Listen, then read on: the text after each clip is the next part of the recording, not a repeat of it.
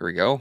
Hey, everybody. Welcome back to The Gold Mine. We have another fantastic show for you planned today. It is Podcastception. It's going to be a good one. I am really looking forward to this. And while I am excited, y'all should be too. You should be doing the things, liking the show, subscribing to the channel, hitting notification bell, doing all that good stuff. Get your emails whenever we go live, which is, of course, Wednesdays on The Gold Mine and Fridays for The Collective. Now, we don't have any guests today. This is the first time since May of last year. And the reason why is because Mr. Taylor here didn't decide. He asked me and he was like, hey, maybe we should do a show with just the two of us and we should discuss how it's going. What do we think? All that good stuff. And I was like, yeah, that's a great plan. So how's life in the mountains, Shaun? That's great, man. You know what I love about the podcast nowadays is it doesn't matter even if we don't have any guests on. Like, obviously, I'm not a great guest, but you still rip your opening sequence out like you're all excited to talk to someone, and it's just me. So you've got your freaking routine down. You've got it nailed. So I really love it. It's game on, man. The moment I hit that live button, it's all just, I just sink right into the position and I'm like, okay, lay it out. And I just hit it up and I'm excited to talk to us. It's interesting. Just the fact that you and I get to chat, because we always do it in the green room afterwards. You and I will have these little chats, but yeah, it's not quite the same when we have guests around and we're trying to, glean information and so on and so forth. So it's more about them than it is about us. And it's pretty awesome. So right off the bat, I want to hit these up. Satch, good morning, team. Good to see you, buddy. John in here. Morning, lads. Good to see you. Gray Man Dad. Morning, team. We got the crew here. This is nice. I'm looking forward to this. So before we get too deep into anything, hit us up. Shaun, what was your idea for today? And then we can dive into it. So, I mean, you're right. I hadn't really done the math on how long it had been since we went back to our kind of almost baseline default mode of just you and I, John, about whatever the topic of the day was. And once we started getting guests, I might be responsible for hassling you to get some guests relentlessly every single day for the last year plus. But I don't remember how the conversation went, but we started getting guests and then we never stopped getting guests. So I hadn't really done the math, but it's been quite a while, hey? May 23rd last year was the last one we had. It was just you and I. That's nuts, man. This is the neat, and I remember the conversation quite well, actually. Oh, good. And it was, relay the combo. The funny part is that you and I had been, like you said, John, about the topic of the day. I would just kind of randomly pull some stuff, or I'd find a video or find something interesting, and I'd like, let's discuss this. And then you hit me up after one of our episodes, and you're like, there's only so much time where you and I are going to be able to chat. So let's get some other people in here. Let's get a guest in here. Let's get some other people to engage this subject, because otherwise it's just going to be you and I talking about the same things over and over and over again. And I was like, that's right. Good idea. I would have lasted. The show wouldn't have lasted. Hey, 100%. Yeah. 100%. I mean, we might have lasted a year. What do you think? I don't even think of a year. I 6 months, maybe we would have run out of stuff to talk about, and then we would have, and we probably would have gotten sick of each other too after a while. Just talk about the same thing, and just like it just wouldn't have been the same. And then Travis Bader was the very first guest we had on, and then Seb was I think number 2. Well, let me rephrase that. We had Zach initially for the first episode. Right. But he was part of the conception. So I didn't really count him as like a guest because he was part of the conception. That's right.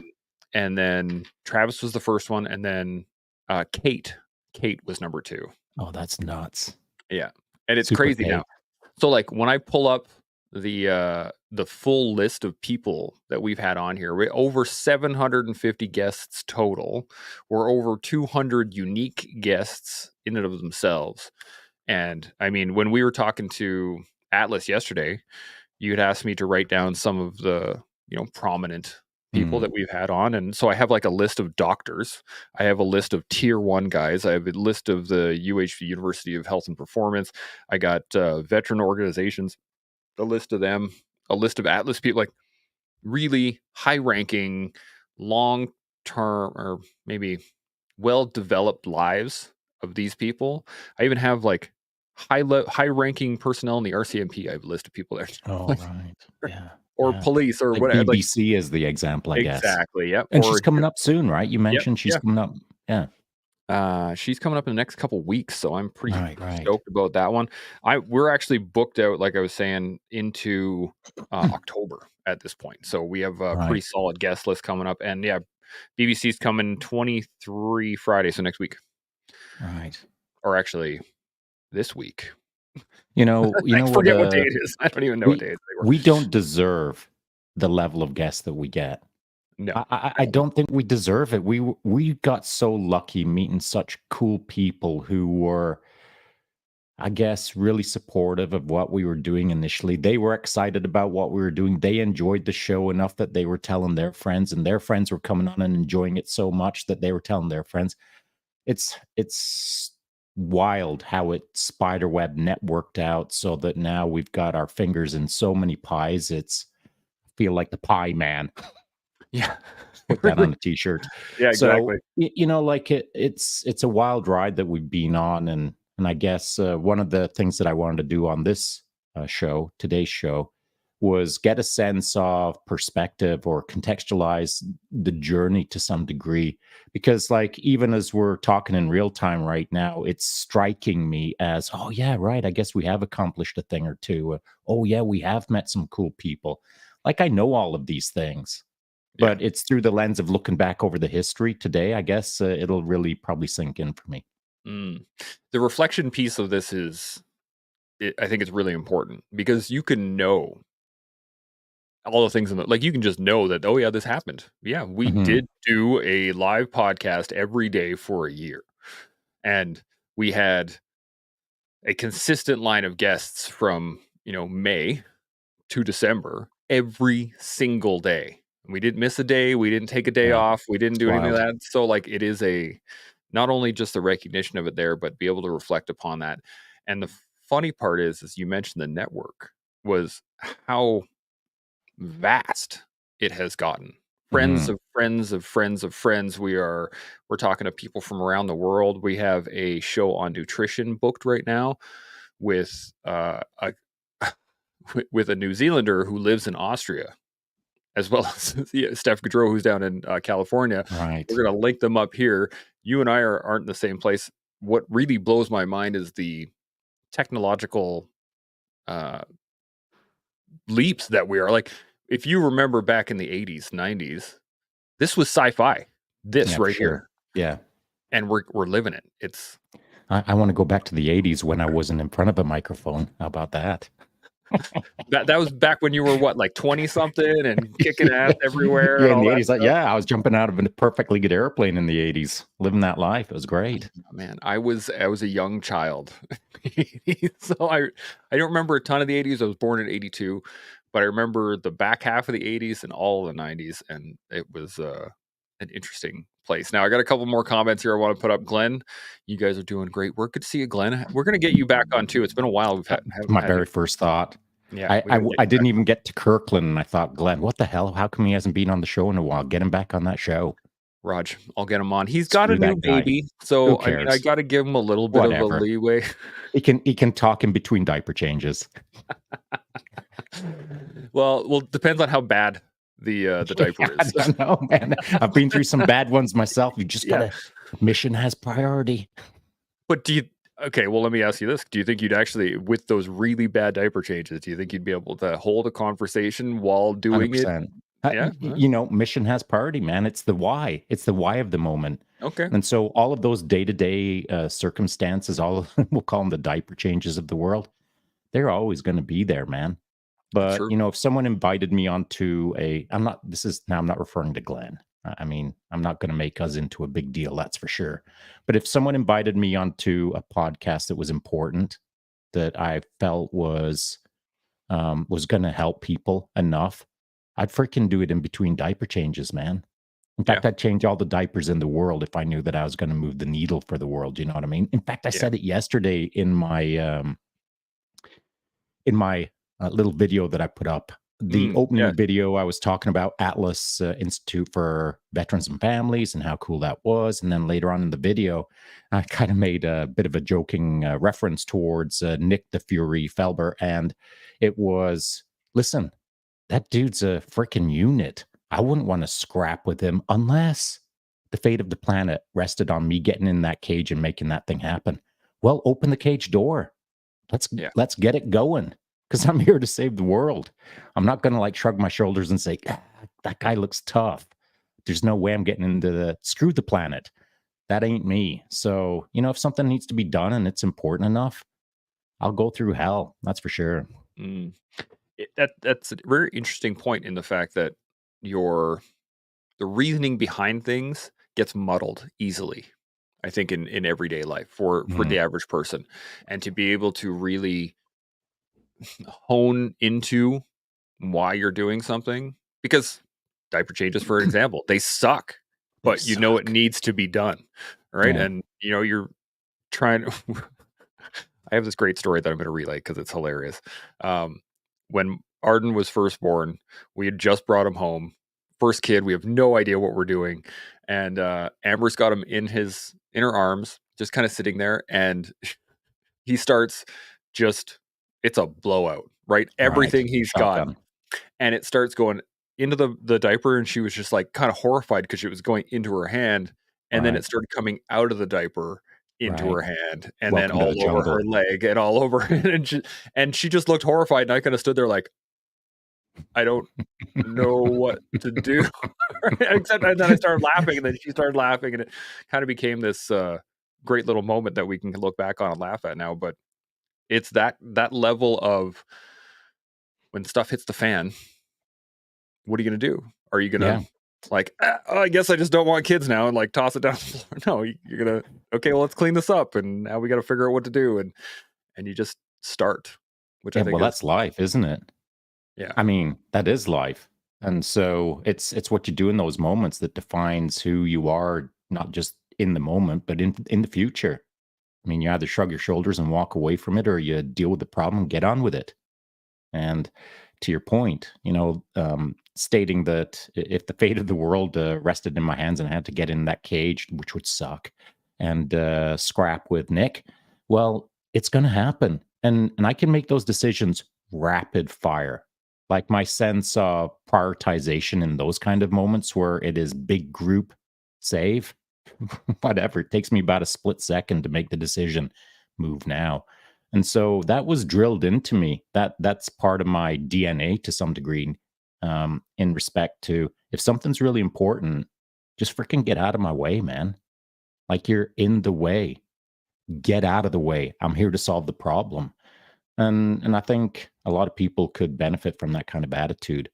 Rapid fire decision making on behalf of a larger group around them for good. It would be good for the world if people could pick up that little message for sure. I agree, and I think I mean, you said it the other day on, when we were recording with I can't remember who, but, the Seb and Trav. I think yeah, it was like the way you do one thing is the way you do everything, That's and right. That's right. it's 100% if you can live your life with that mentality of, "We need like, move now Yeah. to get whatever it is done," then you're gonna rapidly move forward in life, whereas I think, like I said earlier, it we can muddle it with so many things of whether this is important or not. Or one of the examples I used was, what's the difference of 1%, Milk. You versus use that's 2%? right. Oh, You use yeah, milk. Yeah. exactly. Yeah. It's like, is that really a big deal? But it could be. So It you need to is. treat it as It's not such. it could be. There's no Yeah, good could. point. There's no Yeah. could involved in the sentence. It is. Every single decision is an important decision if you understand the importance of the Mm, moment. And so you're when you said that, you've got 1% milk, 2% milk, and no big deal, whatever, just grab one. But the spirit of your message, it was correct. It's not saving the planet by choosing 2% milk versus 1% milk. But it's all of those little micro decisions throughout the day that I consider as important. mhm. And if I start giving away sort of my agency to some degree, like just shrugging my shoulders and saying it don't matter, I don't care, whatever, man. Like that's kind of giving up your moment, the present moment to I don't care about the moment. Well, I do care about the moment. And if I do care, then I have to make a conscious or thoughtful decision that, by the way, doesn't require Einstein like math. It's not like I have to pause in front of the cooler and think, I need several minutes to create an algorithm to decide between 1% and 2%. I mean, these are decisions that are occurring in microseconds and are easy to execute against. It's when we stop caring that the math disappears, the moment disappears. You get home, you don't even know what you're holding in your hand. Oh yeah, right. I chose 2% today.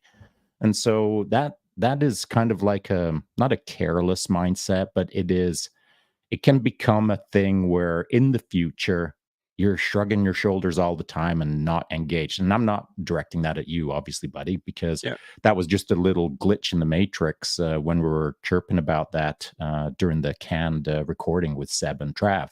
Mhm. But I do believe that every moment is important and they're all left and right branching decisions, as we talked about in the podcast when it gets released. I'm sure people will enjoy that conversation. But I Mhm. do think it's an important aspect of human existence, that's for sure. I I totally agree. I just this clicked into my head as you were talking about it was the fact that these decisions, the things that we put off, the things that we don't take the time to make a conscious decision of, turn into resentment later. Yeah, you're And right. in that, like, if I prefer 1% milk and somebody brings home 2% milk, that's not the end of the world for me. I'm not going to be like, oh God, the world is no. We need to take it back. Go get different stuff. But after a while of drinking 2% milk or using it for whatever, and just that little bit of like, I don't like this. And every time, in Oh, every yeah. moment, it just breeds resentment because you didn't make the choice. You didn't choose to do that versus not. It's just kind of there. I got a It's couple comments literally here. the tag. I mean, like the tag at the top of the show, every Yeah, moment, do your best every day. That's why we've got a freaking coffee mug that says do your best. I mean, right, like right. these aren't things in my view. These are not like global terms that you try to apply Mhm. once per month, where I cherry pick a day and say, I'm just going to do my best on Tuesday, 3 weeks from now. Yeah. Like every single freaking moment, like in this moment, no, I'm not generally, I'm precisely trying to do my best. Doesn't Mhm. mean that I'm doing great, doesn't mean that I'm doing well. I could be doing mediocre in context of someone out there who's viewing this thinking like, what the heck is even going on right now? But it's not for lack of trying. It's not Yeah. for lack of trying to do my best. And I think that is the key point to what you said in respect to having regret in the future. And I've got loads of regrets from my past because I wasn't doing my best at points in those past. Those are the regretful moments that you can't erase. Yeah. That's the stuff that's hard on your head when you're in your 60s and 70s, I believe, when you're on your rocking chair thinking like, man, I was such a jerk that day or that year. And I mean, you've got to forgive yourself and keep moving forward, but you have to apply way less forgiveness if you apply way more do your best. Yeah. And I think the difference here is what, at least in my mind, for many years, I'll just try your best was always kind of like a, Because just you use the word try. because the try exactly versus doing your Dude. best. Yeah. And I think the big one is the fact that if you actively do your best, it's not about a performance check on, Mhm. you reach this standard. It's just about giving it your all. Like right now, as you said, I'm sitting here giving my best effort in engaging this conversation. I'm actively listening. I am developing my thoughts. I'm constantly watching the comments. I'm looking at the Instagram feed. I'm doing my best right now. I am absolutely working my best for this episode, and I do it every day. Whenever Mhm. we That's do it, true. that's the key. And I want to touch on this. I got a couple comments here that I want to hit on. Satch jumped in here. He said, "Kudos to both of you. As someone who's been watching the podcast from day one, I can see how much growth the both of you had during the entire process," which is 100% true. I mean, you and Yeah, I have thanks, and it is true. like there Yeah. the I actually went back and watched an episode from I think it was like episode 4 or 5, and I'm Why would you do that to yourself? just to just to give myself a little bit of perspective. That was the key. Was I Yeah. wanted to I because can't go I kn back and watch them. I can't. I find it hard enough to watch our modern stuff every night, never mind the old stuff. it was it was a little painful. There was Yeah. a lot of, there's a lot of eye rolling and just, "Oh god, what was I Yeah, doing?" yeah, But yeah. at the same time, we needed reps. It'd be like, Yeah, 100%. if you were able to look at yourself as a white belt again within at jujitsu, right? Like, to be able to see yourself as a white belt now with all of your experience, you'd be like, "What was I doing?" But Here's the what you're thing. doing was giving it. Here's the thing. That's a great example, by the way. It's a great analogy because the difference between the scenario that you just painted and the scenario that we've gone through for the last, well, I guess it's been over a year and a half, Mhm. is we didn't have a black belt instructor coaching Yes. us on the mats. It was just a freaking couple of white belt idiots trying to armbar Math each on each other, other. but like not having any success. It was brutal, man. I mean, Yeah. I think the again the analogy is great, but in my opinion, and this might not be a popular opinion for everyone, that's how I like to do it. That's how I like to come up through a process. Is I like to get super freaking dirty in the trenches first. I Yeah. like to start from day one and bleed, sweat, and cry my way through to year 2 or 3 or 4 so that I feel like I earned it. I don't Yeah. want any handouts. I don't want anyone holding my hand. I don't want anyone pointing in the correct direction. I want to figure all of that stuff out myself, and I want to some degree, suffer and sometimes suffer in silence so Yeah. that I feel like I've earned my way. And that's always been my way. I've very, very rarely ever in any of my careers had anyone guide me. It's all been a self-guided process. I mean, obviously the military, you've got your mentors, you've got your leaders, you've got someone who's telling you, go pick up your ruck and put it in that truck. But most of the time, most of my life, it's all been a self-led adventure, just like this has. And so I wouldn't have it any other way. But that ain't for everyone, that's for sure. That is 100% true, and, it's like a choose your own adventure book. Yeah. Those remember those old, Yeah. jumping between pages, which is always fun, but for us, at least, there's no book. We were just jumping to pages. We're like, That's "Well, let's right. try this, and well, let's try that, and we're gonna try these ones now, and we're gonna do this." And I remember I went back and I watched the show on, this was a little while ago, but I watched the show on CQB that we did. Oh, yeah, That right. they one of the earlier ones, which I thought was actually a pretty good show just in general. But what we were able to utilize within those moments was we pulled on experience that we had had, and then we just assessed what was in front of us. But we weren't as deeply seeking the wisdom. We were just kind of almost surface Yeah, value, you're right? right, you're right. Versus now, what we do, where we really seek the nuance, and some of the questions that I try to come up with for the guests and for the conversations that we have, I'm I'm really diving into the nuance of it. I'm trying to find the smallest little gems that what we can pull out of really large concepts, and it can be a challenge, but it's, I think, worth it. And like what we get out of Yeah. these shows is insane. And I do have a question for you though. Mm, What do you think is I'd say the most prolific lesson that you've learned in a year and a half of doing this? mm, that's a really good question. Maybe the biggest thing that I've not learned, the word learn doesn't really work for me in this sense. What I've come to realize, which is a better choice of a word for me anyway, is that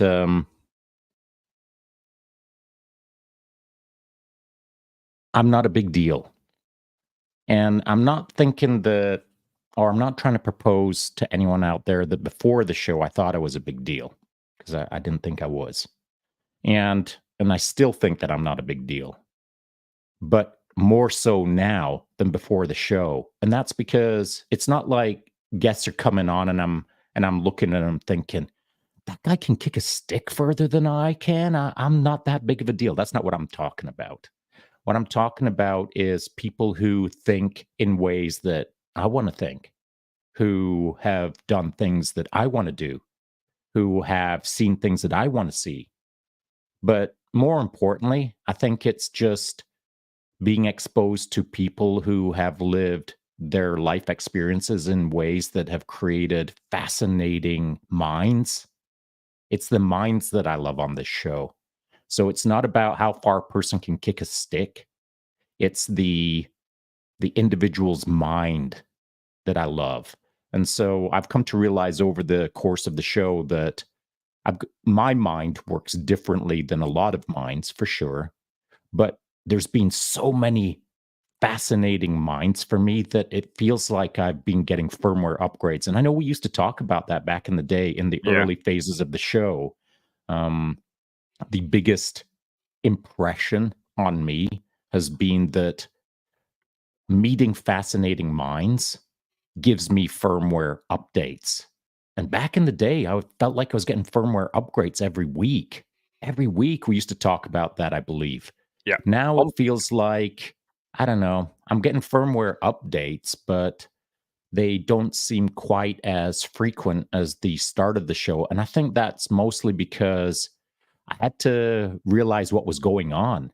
I was I was I don't know, it's a learning process of absorbing other humans' minds, the way they think. And so that's probably the biggest takeaway for me, or the biggest impact that I have experienced over the last year and a half is my fascination with being around really um, interesting minds and the firmware updates that they give me. mm. I I I really love the way you put that because yeah, we used to have hard like big firmware updates.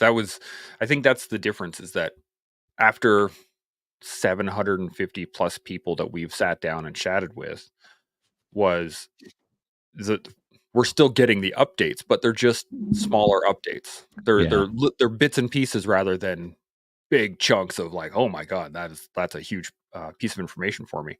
Now I wanted to put this up in the mirror. I got the comment on Insta or put this up in the screen here. I got a comment on the Instagram channel, but I can't put it up as a normal thing, so I just want to put it up like this. Emily jumped in here and said, "You can look in the rearview mirror to see where you've been, but don't look back." Good stuff, guys. Have to drop, but I love your content. Good to see you, Emily. Um, I think that's just a great comment in general in the mm, fact of, yeah, look at the rearview mirror. Use it as a tool to be able to see what you've done. But if you actually if you're driving a car and you constantly are like looking over your shoulder, you're not looking where you're going. So I think that's a great point. And I got another comment here. Satch jumped in and said, I also want to add as someone who's watched from day one, I've had growth due to the amazing guests that you've had on. Such a gift to so many people. And this was my point, and the biggest thing that I've taken from this is that the network will get you where you need to go. And that's a that's good the big point. one for me, was that because I'm seeking guests all the time, right? I'm constantly trying to use the network to gather more people in. And what I've realized is that instead of trying to use the network, I've let the network just grow on its own. Mm, So instead of similar to in jujitsu, instead of diving for a particular move, I've relaxed a little bit and I've allowed let the it movement appear. to show me like, oh, this is what's here. Oh, that's what's there. Oh, okay. And the network is no different. I've done myself. I've done my best engaging with people from around the world, and that has led to new people, and that has led to new people, and that has led to new people. And I think last I checked, we were like nine, 9 or 10 degrees into the network. In order for the people that we're gaining from here, it's friends of friends of friends of friends of friends of friends of friends of friends. In order to jump on here, and I just think it's so awesome to be a part of this and be able to talk to all these cool people and get all their I can't say all, but a good chunk of their wisdom and their lessons learned and their the knowledge that they have acquired through doing it wrong and having to pay the consequences thereof. I think it's so awesome. And when we were talking to Atlas yesterday, it really reminded me of that as well, was the fact that just that happenstance of us being there talking about the collective grew from the network doing its Mm, thing, which I that's think is a right. great point. The network is interesting to me because obviously I have very little to do with that. And in case anyone isn't aware of how this all works, any of the guests, any of the booking, any of the scheduling, any of the topics, that's all chance. I mean, chance arguably runs this entire podcast. I have not a lot to do with it. I mean, in the background, I have a few things to do with it, but in the public facing sector or publicly facing portion of the podcast, I I don't do a lot other than show up and try to stir the pot and yada yada whatever. And so a lot of the people would refer to it perhaps as the admin side, but I don't think of it that way. I think of it as the structure of the podcast, the framework of the podcast, the Mm. actual operating aspects of the podcast. That's all chance. And so, what is interesting to me, what I have seen, and I'm curious as to whether this has been your experience as well, Chance. When we started having guests, or when I said, okay, just grab a topic, you choose the topic, hit it. We'll hit it in an hour. We'll hit it in 2 hours. Just keep choosing topics. Initially, it felt like a lot of the topics were things that were pertinent to you or relevant to you or were personal topics to you or things that Yeah, you wanted to solve. And it 100%. wasn't so much a case of there was 1,000 people hitting you up in your DM saying, "Hey, can you just talk about dot dot dot?" It was chance working on chance. And I love that, man, because as I said way back in the day when we kicked this off, that loosely I'll paraphrase, Chance Burles, you are a proxy for the everyman who needs to move through this process of learning wisdom from the people all around us, as much as I do, of course. Hmm. But you were the proxy to drive the show in a sense of what you need to work on or what you think you have to work on is probably what a lot of people have to work on or learn about. But it feels like over the last, I don't know, month or two or something like that, it feels like it's less about what you are maybe curious about, and it's more about more of a global perspective of, or more about, well, I'll say it, less about chance and more about other stuff. Yeah. And so, is that right? Yeah. Is that Yeah. fair? I'd say it's about accurate. And I think the big shift happened early. I mean, so there were two big shifts. The first one was initially, I think the first month or so of us going was me trying to be, while I was putting all this stuff together, I was thinking Oh, of right, myself um, as a subject matter expert. Like, oh, I'm going to talk right. You were about this. facilitator and an SME. And an SME, exactly. And then Right. you and I had a discussion when you said, there were some things that you do in the background. One of them is the knife hand. There was a That's couple of right. conversations like that, which on the air as well, which was great. There were a couple on the air conversations similar to that where they were, and I think Satch was involved in one as well that was like, "You need to sort your shit out." Excuse me. Yeah, that was about, like, nutrition, I believe, at the time, was it not? Initially, yeah. And it Yeah. it started as nutrition, and then it became Yeah, it kinda more of morphed a, a little bit. mindset, and then, yeah, it Yeah. was, quite a lot there, but after that, the next big shift came right near the end of the year last year, and that one was, it was no longer about me. A lot of last year was the topics that I Mm, wanted to talk about, the topics that I thought people needed to hear about, et cetera, et cetera, et cetera, and then this year, it has been, like I said, with the network, I have kinda hands off and let it flow. And a lot of the stuff, that the topics that I come up with aren't really anything me coming up with. I'll see something online. mhm. A friend of ours will post something and I'll be like, "Ooh, that's a great topic." And then bang, that'll be the next collective or that'll be the next gold mine. Or I'll see a couple videos and I'll be like, that needs to be discussed more. So it has less to do with me and more about the environment. The collective itself is starting to Mm. sway where we're going as what's coming up in my feed. So it's part of the algorithm, but also a lot of it is just me kind of letting go and allowing things to happen, And I which I think is suppose, there was another little piece in there where, apologies, I'm looking at my lighting, it sucks right now, it looks like I'm the surface of the sun, I'm all white, hot, and red. Um, I, I've as got a part of sword the in the background, so that's part of Yeah, it. that's right. That's right. I've got some badges and a sword in the background, so Yeah. suck it up. And that's because, as part of the podcasting, I'm going to segue here just briefly.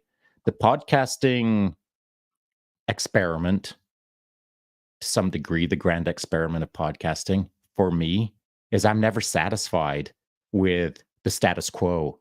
So Mhm. I've moved my camera to a different angle and I've adjusted my lighting, and I don't like it. Now I know I'm going to have to put it somewhere else. I'll figure it out. But there's the only way to grow in not this game, but any game is to try something new, think outside of the box, adjust the norm, do Mm. the abnormal and see if you like it or not. And if it doesn't work, that's okay. You've always got a fallback position of going to where the camera was earlier. Or the other option is to try something new again to see if that'll work or not. And so this whole podcasting thing, this example of my lighting and my camera moment right now, it almost epitomizes my approach to this podcasting experiment because I'm never satisfied. I'm never settled. I'm never happy with the status quo. I'm always trying to push the envelope. I'm always trying to expand the box. And I think you have too. And either that's through me encouraging you to, or setting a hellacious pace that just invokes adaptation. And so that's just a little segue Mm. piece I wanted to throw in there. It's What do you 100% think? accurate, though. It's 100% accurate. Especially the pace, and we've said it on the show before many times, and on other things that we've done, where right when we got this started, you looked at me directly and was like, "I'm gonna set a pace that you are not used to, so you're gonna have to keep up." And at the That's time, true. I was like, "Okay." I did not realize the pace that you were gonna set. And Yeah, duly on top of warned. that, yeah, on top of that, the pace of the work never really bothered me. It wasn't the fact that we needed to do, a show a day. Okay, cool, show a day. Okay, guests, cool. The pace, what it did was it made me realign my life Mm, around the show because we were doing mm. everything every day, and that, created some tension with my wife. It created some tension with my kids, who it totally flipped the script on what I was doing every day because now I had like work to do. There was Like an actual routine now. like an actual routine, but it upended the routine that I had created, which was Yes, not that not great. great. Yeah. Exactly. So it flipped the script, but that was what I think was the biggest shift in terms of the pace, was the fact that then I had to rearrange my life to the show, because the work itself, okay, cool. I can talk for an hour, or I can have a conversation for an hour or two or whatever. I can jump on the computer. I can do some editing. I can do all these things. The work itself is not massively demanding, but it's all the stuff that I then have to rearrange around the work itself. And I think it's similar when, when you're in the military, your life revolves around the work, which is the unit, the training, the exercise, all the stuff that you're doing. And unfortunately, that can lead to burnout when you're trying to do other stuff, or it can lead to lots of failed marriages in the military, lots of failed relationships, things like that, because the priority is on the mission, or the priority is on the unit, or the whatever. It's not at home. And I had put the priority into my own relaxation, my own um, comfortability, and you just kicked the Yeah, you couch were out from under comfort. me, and you're Yeah. just like, "Let's get out, You were in let's the get to work." comfort. I'm And it going to was, challenge you on something because I think that, in the spirit of things, you're correct. You're correct. That, the work is the work and you just got to figure out the routine. And then you start dealing with the work and you get on with the work and et cetera, et cetera. A million years later, you're still working. But that's not true because you were broken out of your old routine into a new routine. And then once you normalize that routine, the routine never stayed routine because I was freaking always it's true. hassling you. That's very true. Chance. Yep. The clips that you put out yesterday, they were pretty good. But today, could you dot dot dot? It was a relentless poking and prodding and pushing and moving and hassling and knife handing and just freaking squeezing the juice out of the lemon to Yeah. turn it into lemonade.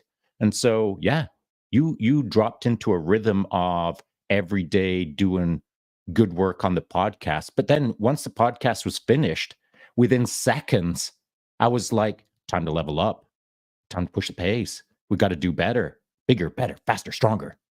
Is that not right? Is that Oh, not 100%. true? 100% correct. Yeah. Mm, Yeah. That was, I think it goes into, I guess what I'm trying to say with the work itself is that it's not physically demanding. Let's put it that way. It doesn't require me to do, pepper potting across an open field. That's that's that's true. physically demanding stuff, right? This is Cerebrally, though. cerebrally demanding 100% because you absolutely continually push that pace. And every time that I thought I was like, okay, I'm here, I can settle. And you're like, nope, we're going there. That's There's another mountain to climb. We're going over. no, we There got we go. another That was 12 years of yeah, sprints. exactly. So it has been neurologically and emotionally taxing at times and psychologically taxing at times, but it's always been consistently. There have been lots of points where I think you recognized, and I'm going off of my own memory here, but I'm pretty sure there's points where you recognize you're like, I think I Yeah, pushed that a little hard. for Let's sure. back it For off sure. Had just to a ease hair. back the throttle for sure. Yeah. Yeah. So Yeah. I like the fact that it's been a really consistent evolution, but at no point, I think the big one for me, the big realization for me was that the fact that at no point were you being mean spirited. Mm. Like you weren't looking to hurt my feelings or put me No, in a not at position all. that would compromise me in any way. It was always about just keep going, just keep going. Don't ever stop. Just keep moving forward. And I've actually taken that into how I do jujitsu. It's how I Mm, teach now too, is the mm. fact that I'm always keep moving, keep moving. Never let yourself settle. Just constantly evolve. Always look for something new. Always try to do something and so forth. And I was teaching this morning and I was doing the exact same thing. Was Nice. I started our rolls and I was like, okay, everybody, I want you to go 20%, nice and light. Never stop moving. Never get to a point where you are static. Mm. Always be moving. And it really accelerated how people were going. And then the next round, I was like, okay, bump it up to like 50%. Right. Keep moving. Okay, now bump it up to 70%. Okay, keep moving. And just the flow of everybody rolling around allowed for innovation, allowed for people to like, oh, Mhm. oh, ooh, and so I think that's a big part of it is that, especially in life, what I've taken into this is the fact that there's times where you can rest, right? You go, okay, and then keep going. But at no point should you ever stop and like, lay roots. Like You shouldn't have moss growing on you.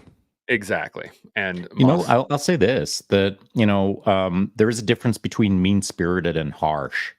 yeah, I've been harsh, man. I yeah, have been harsh, and one of the things that a direct. direct, yeah, Yeah, and harshly direct sometimes, and so, that is a not an outcome, but that is one of the things that I was just taught to do. I was special operations ain't kumbaya. yeah, No one cares how well you did it. Everyone cares about how to do it better. And so it ain't no one's getting rounds of applause every day. What you're getting is chirped at to do it better. And yeah, so there's always a way to do something better. We can all do better. And so if no one's saying, "Well, that's cool. You won, but you didn't do this, you didn't do that, and you didn't do that." So do it next time. And it's not an indictment of someone's efforts. What it is let's improve. Let's yeah, move from here to there. And I maybe I can wrap it in a bubble wrap and burn some vanilla scented candles as I'm delivering the message. Maybe that'll be helpful to people. But I was taught to be direct, to the point, and let's move the freaking needle in a second. yeah. So I think it's necessary though. There's so do I. there's times and there's places and times where bubble wrap might be useful. Let's put it that way. I can't say it's ever like called for, but useful. Yeah, I don't own any. Yeah, I don't think you do. I got a roll right here if you want some. You should mail it to me. Well, it might be a little hard. It's pretty There's not enough there to cover you. definitely not. No, no. That. But the point being is that like there's times for that when I don't not going to come up with examples, but there are times for that, and there's times for harshness, pure to the point. This needs to be done, Mhm. and I think being able to utilize both is what makes a really it goes from being a helpful person to a coach. I think that's part of the difference is knowing Mm, when and how to use those things. I And agree. interestingly enough, I an email came out a little while ago from my jujitsu studio that was like, and Coach Chance is going to be having uh, classes Monday, Wednesdays for no gi, blah blah blah. And it's the first time I've ever seen my name as Coach Chance, Right, and it right. was like a little bit like a who's that guy? I don't know that guy, Well, you know but who it, that guy is? That guy's a guy in front of me right now who's clear-eyed and bushy-tailed, yeah, and that wasn't how we started. definitely not. Like, the show has come a long way, but you've come further, in my opinion. Mm, And your ability to pick up your pace and do your best has been, as I said, a proxy, but it has been the best example of what's been going on over here at the podcast, or through the guests, or through the topics, or through the wisdom, or whatever it is. But you're the best example of the outcome of being engaged in this process on the daily. So, it's no surprise to me that the being called coach is something that has kind of got you in a moment of what? I'm a coach now, but this is a natural outcome of what you've done. You mm, if you would have if if you would have continued on with your life trajectory pre-podcast, sometime in the future someone would have called you a coach, and what you would have done is, "Yeah, I'm a freaking yeah, coach. uh-huh, That's right. yeah, I've been a exactly. coach all Yeah, my life." yep. And so, but that ain't you now. So, like, your evolution is flippity flopped, in my opinion.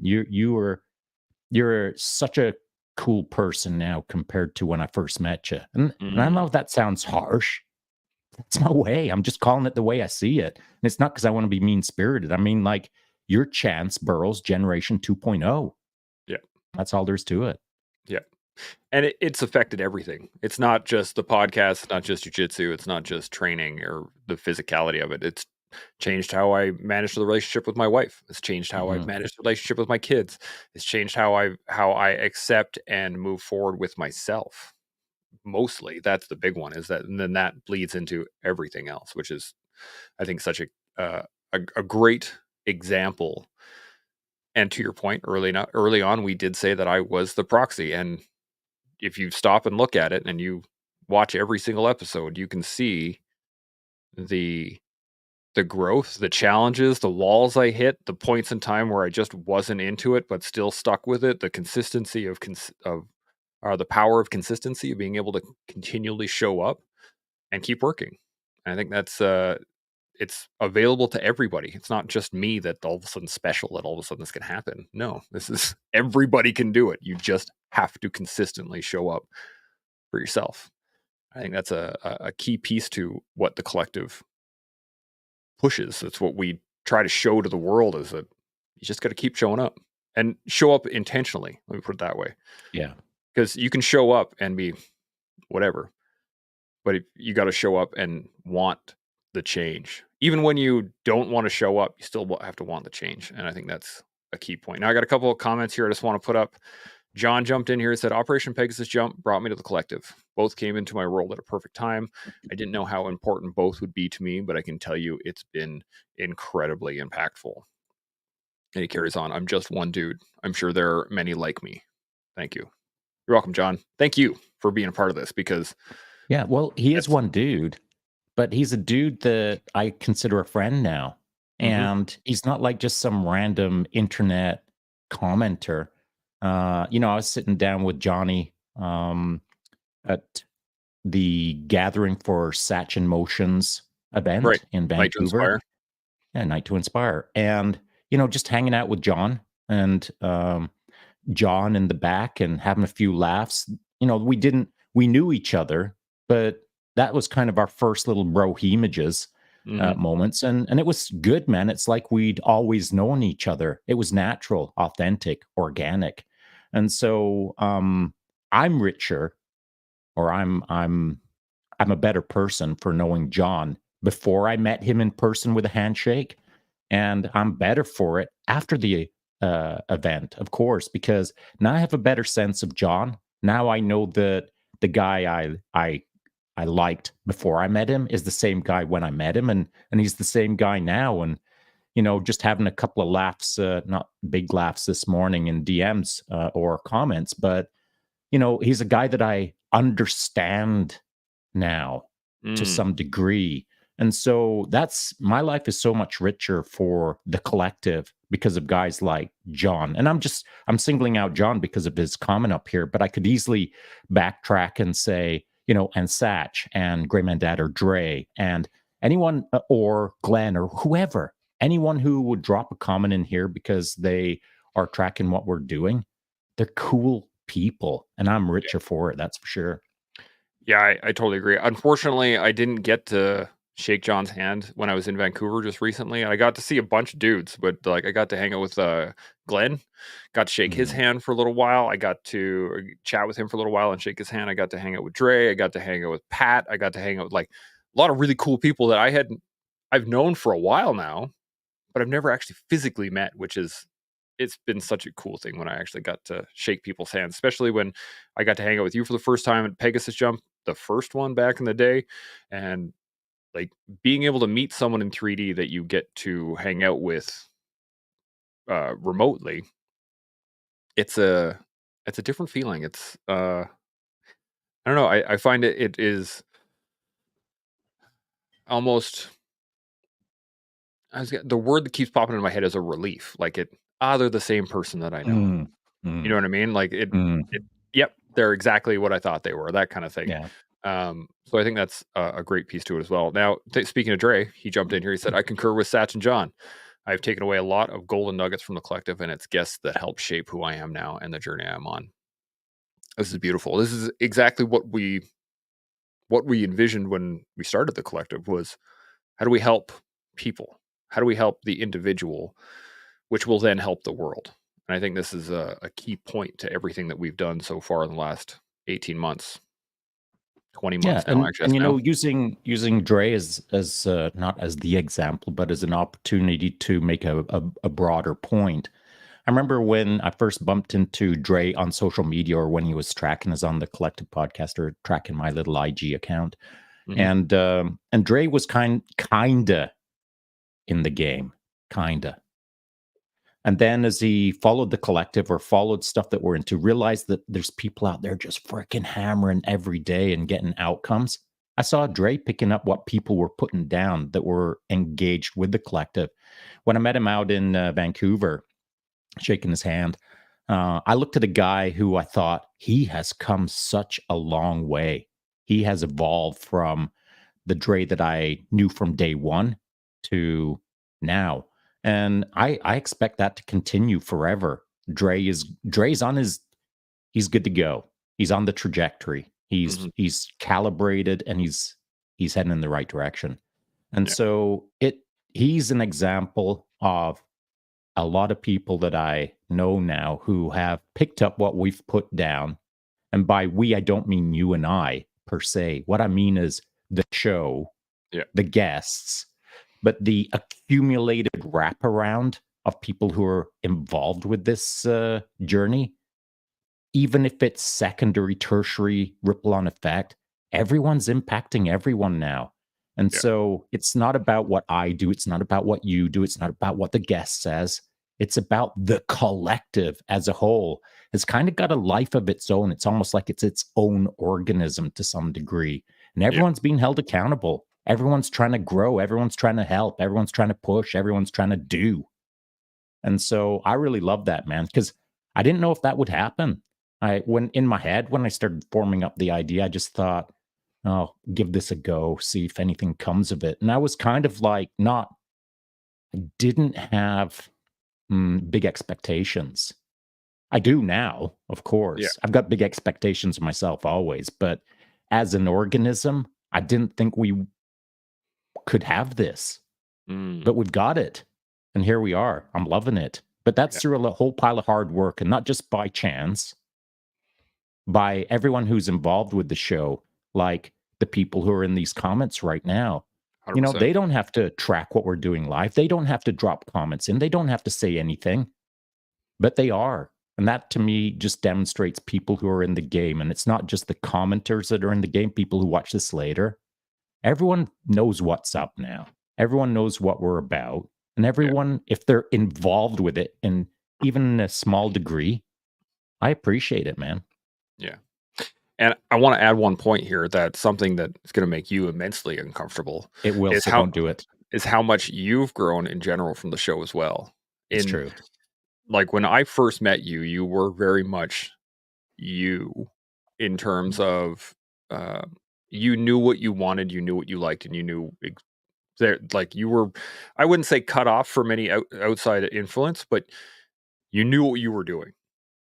100%. Like there That's was no true. doubt in your mind what you were doing, and um, over time, I have seen you relax. Like I've seen you let go of a lot of just tension, I think. Because when you first That's true. started, especially being in front of the microphone and the camera, that was very uncomfortable and you didn't really like it. And you've let go of those and the insecurities surrounded. I can't say let go, but it has sloughed off of you those That's right. insecurities and they've become much more comfortable. You do like to stir the pot, but at the same time, you really love the conversations. When at the beginning, it was very question answer. Like it You're was right. kind of stunted. Not stunted, maybe not the great word, but No, I think that's a fair assessment. Yeah. yeah. But now, man, you're able to riff, you're able to relax, you're able to laugh, you're able to joke, you're able to kind of throw zingers out there every once in a while. You're able to poke and prod at people when you need to.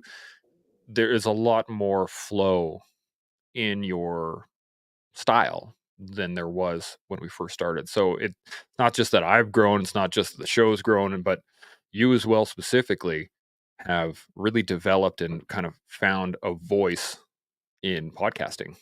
I think that's it's I'll wonderful. accept that. I'll accept. Look See how at much that. I've grown? Look at that. Look at how much he's grown. He's just accepting. He's not immediately But throwing you out know, there. the I just want to add to that because that's a fair assessment.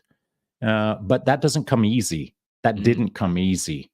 I've had to develop a repertoire that I didn't have previous to podcasting. In fact, I've talked about it in the past that there was a phase, maybe about a year ago, where I was studying experts online through my own self evolved journey of self directed coaching myself on how to become a better podcaster because I knew I was going to be in this for a while.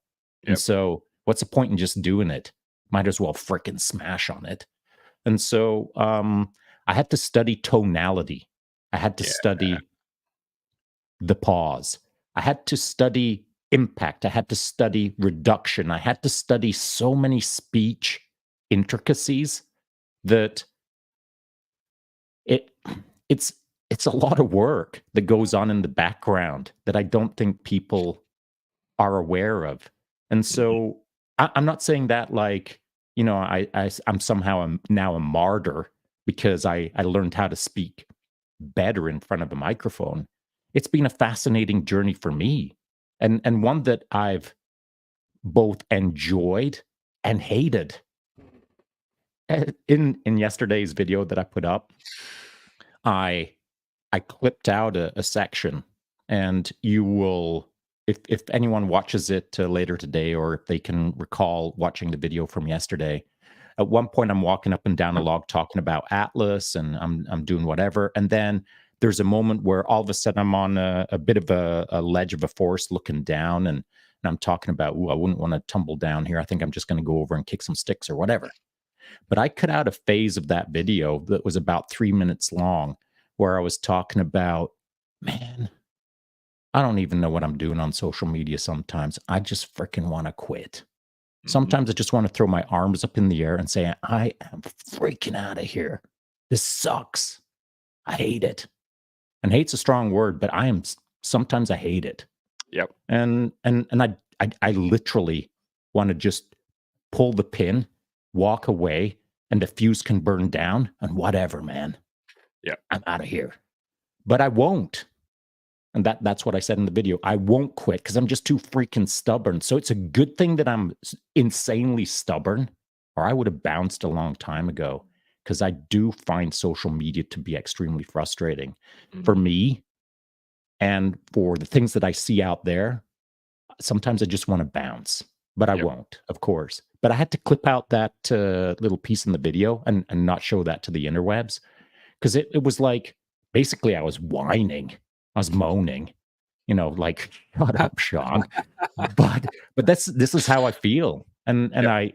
I suppose now I just want to make sure that everyone understands that none of this comes easy, man. If it looks easy, it ain't.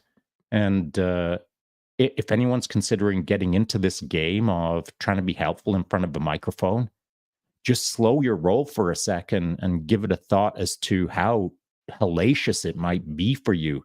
This is not for everyone. It probably isn't for me, but I'm so stubborn that I just will get her done. That's just a cautionary note for anyone listening. This is a great point. This is when I first got into podcasting, I thought it was simple. You get a microphone, you get a camera, and you start talking.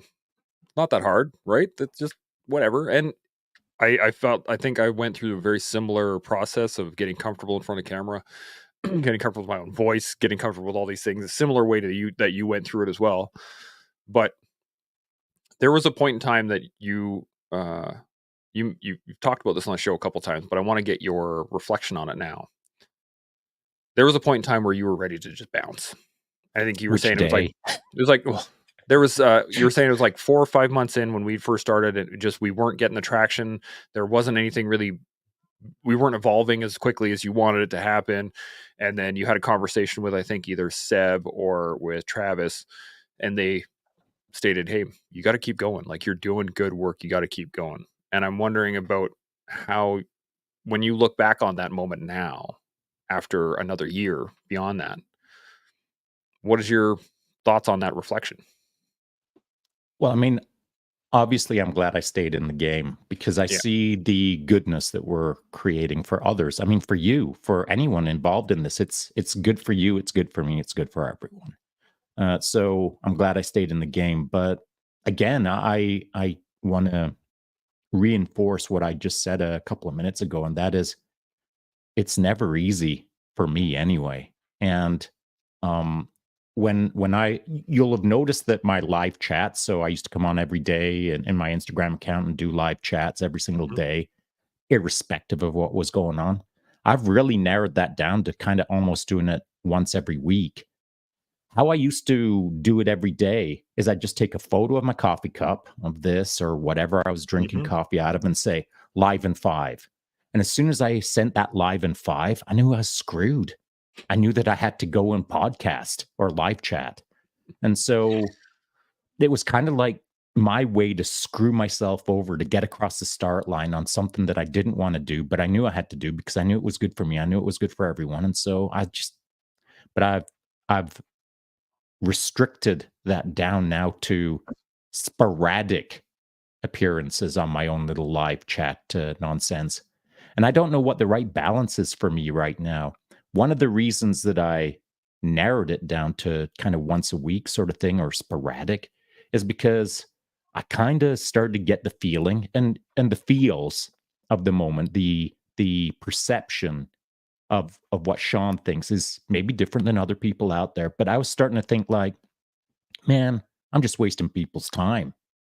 If I'm not coming on to a live chat on my little IG account with something of value, Mm. then some people will tune into that and they'll sit there and hang out, and I'm not providing any value, and now I'm stealing their life energy, their time, and I don't want to do that. So I started feeling that I was wasting people's time doing it, and I didn't want to do that. Mm. So, it's part of that imposter syndrome. It doesn't matter. I could be providing like gajabillion percentages of value to people, but I wouldn't accept that. If someone walked up to me and said that, but Sean, I'd stop listening to them because my Mhm. imposter syndrome reinforces the fact that I shouldn't be in front of a mic. You know what I'm saying? I do. I really do, and I think the key is it's not so much about whether or not we should be in front of the mic, but we are. Yeah. And I think, at least in my mind, and I know I've said this many times, back in the day when I got out of the military and I was looking at everything that was going wrong, and I was like, man, can't wait till somebody else shows up and fixes all of this. And then it came to a point where I was like, well, man, nobody else is doing anything. I guess I gotta start. I can at least get the ball rolling. And once the ball's rolling, somebody else can take it over, or whatever. Somebody better will show up. But that's how you do anything. That's how you start anything. That's how you get good at anything, is that you kind of realize that it's up to you. And if you want to make a difference, if you want to make an impact, if you want to, as you say, move the needle, then it's going to take you starting day 1, figure it out, and then figure out day 2, and then figure out day 10, and then figure out day 250, and then down the road. And you're going to learn all kinds of skills along the way, and you're going to realize how wrong you were when you first started, of what your initial thoughts were, and then you're going to have to reassess and redo and keep going. And when I first started, and I thought podcasting was easy, and then I realized I had to be an audio engineer, and then I realized I had to be a video engineer, and then I started had to do editing, and then I started had to make clips, and then I had to start like everything just compounds, and all of a sudden I have uh 6 full careers smashed into one, called podcasting, and you got to figure it out. Keep You going do. from And it's been tricky there. Yep. because we're a two-man show. Yeah. And when you really look at it, we're a one-man show because you have to do a ton of things.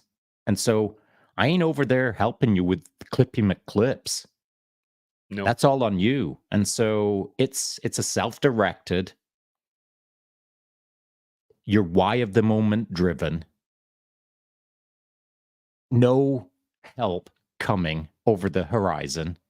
It's all on you and it's all on me at moments where we are independently under pressure to make things happen. And sometimes it feels like, oh, are you kidding me right now? This I don't have time for this. I don't want to do this, but it has to be done and the time has to be made.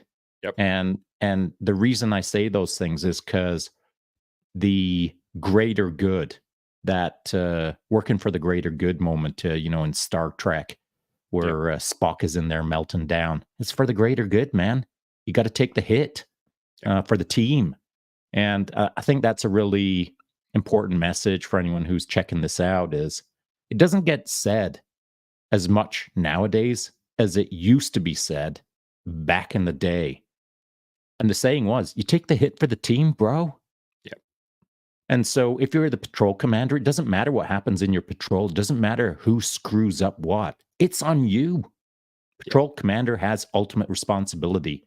Any mistakes within the patrol, that's on the patrol commander. And it doesn't matter if you couldn't have done anything about it. You accept the responsibility, you fix it, and you get on with the program. And Yep. so you got to take the hit for the team. I could not agree more. And I love that you do have to take a hit for the team. And if the team doesn't have to be um, solidified. It doesn't need to be Sean and I are in this together, so we're going to do it for each other. It's not about that for us. I think, at least in my mind, it is the team is the collective. Mhm. We're taking the hit for the collective. We're volunteering our time and volunteering our effort for the collective, so that we can all grow, so that we can get the tide coming in, so we can raise all the ships. Like, you and I both really want to work and surround ourselves with awesome people. And if there aren't enough awesome people, then we gotta get some awesome people. We gotta start building awesome people so that we can have awesome people to hang around with.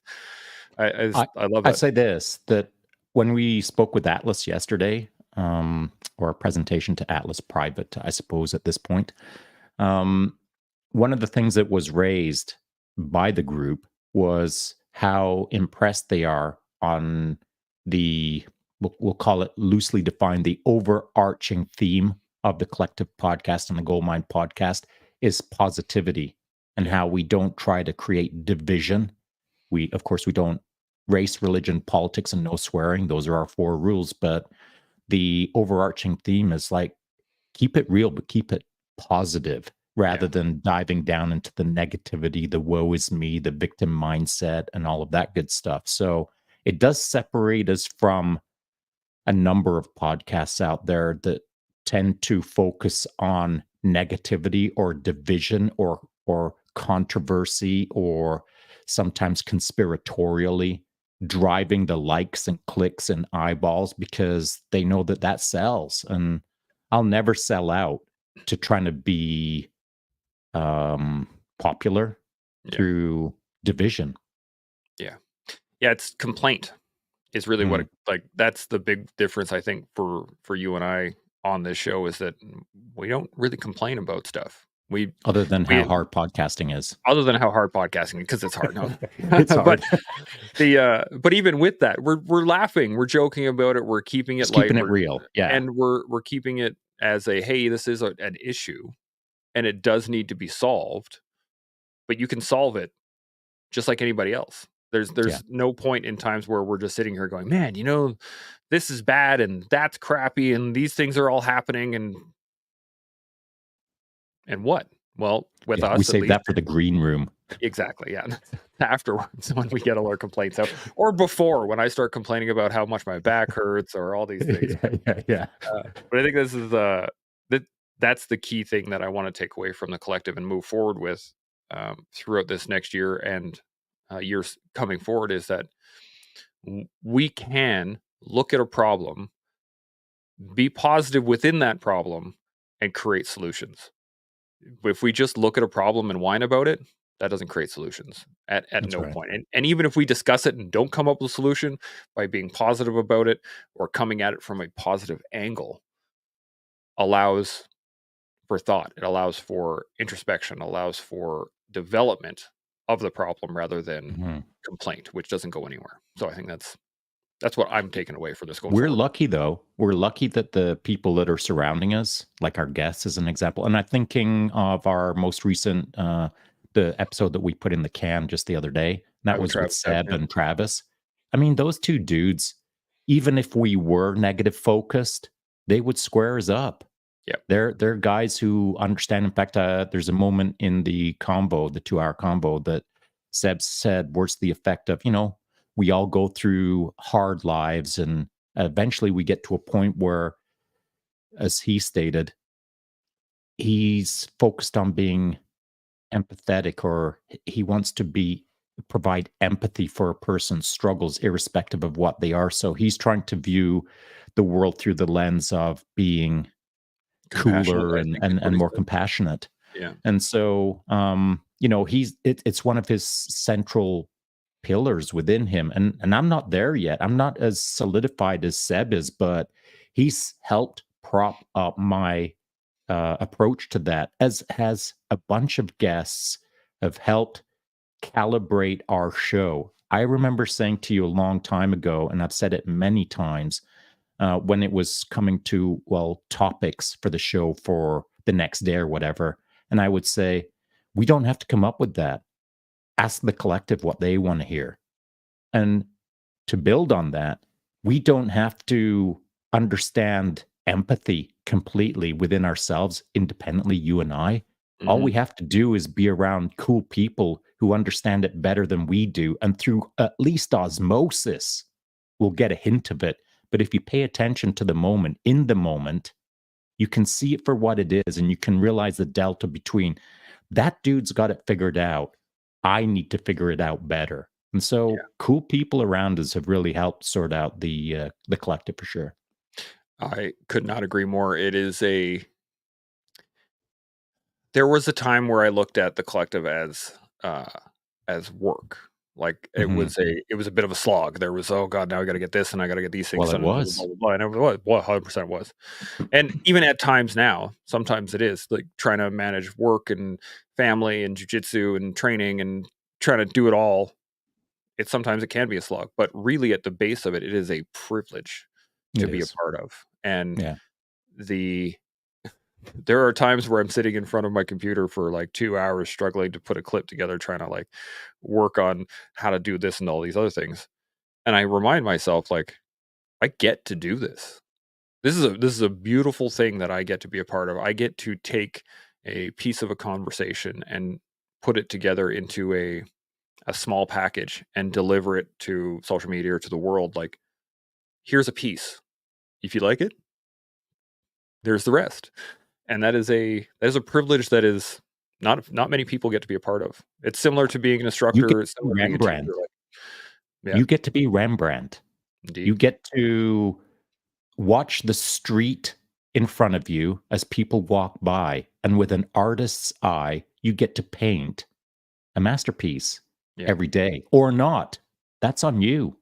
So if you half-ass it and you're finger painting with people's lives, Yeah. well, you suck as an artist. But if you want to be Rembrandt, you've got to take the time to see it for what it is, and then you've got to take the time to recreate it for other people. That's what Yeah. artists do. Yeah. So the way of the warrior is one thing. The way of the artist is another thing. I've talked about that through the lens of Miyamoto Yeah. Musashi. Ultimately, I believe what we're supposed to do is combine the two, Yes. be a warrior artist or an artist warrior. And so your job in those moments when you're putting those clips together is to be a warrior artist, not just like, yeah, this is another 2 hours of my life. And I know Mhm. you understand that, but the responsibility 100%. is a big responsibility. Yeah. And this is as you were getting into that, the first thing I thought of was I think that's the key is to meld the two. In that I can't even say meld the two, but find the understanding of the fact that they are the same thing. Like a Mhm. warrior's way, the artist's way, the craftsman's way, the merchant's way, it is the way. That's right. And really, when you dive really to it, everything at its core, it's the same way. It's every moment doing our best every day in everything we do. And I think that's initially, it's funny when I first put that tag up there, you're like, is this really the thing that we want to hang our hats on? And I was like, yes, Mhm. yes, we do. And I think it It's sits legit. well.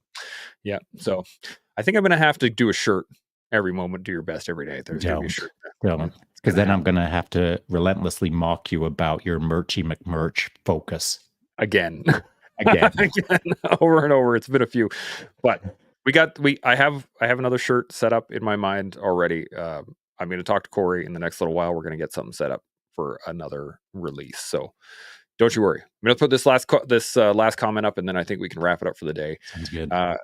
Dre jumped in here. He says, "Thanks, Sean. A lot of it is me taking a good look at myself and asking who I want to become and how do I get there, to let go of the imposter syndrome and become the man I needed to be."